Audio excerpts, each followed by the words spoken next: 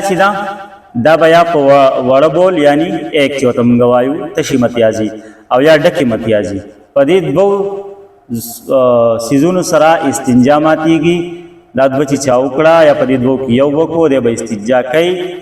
که په لوټي سره وکړه دا هم صحیح ده، که په ټیشو پیپر سره یې وکړه هم صحیح ده، که په کاڼي سره یې وکړه دا هم صحیح ده، او که بیا د دې نه بعد په اوبو سره وکړه دا هم غوره خبره ده، یا که دغه درې نه د دې نه علاوه صرف په اوبو سره استنجا وکړه دا هم صحیح ده.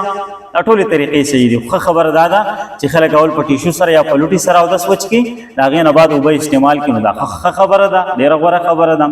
بس دا د استنجا اسانه طریقه شوه. دغه دوه څیزونه د دې نه علاوه چې څوک وده شو راپاڅېدو استنجا پې نشته، یا چا مطلب دا هوا خارجه شوه، هوا بیا په دوه قسمه ده، که آواز والی وي او که بغیر آواز والی وي. په دواړو کې چې کوم دی نو څه او استنجا نشته. صحیح ده جي، په دواړو کې استنجا نشته. ها دغه بس دا د استنجا په حوالې سره اهم مسایل پکار دي چې موږ د دې نه خپل نوجوانان خبر کړو او ډېرو خلکو ته دا مسایل پته نه وي. نو دا خو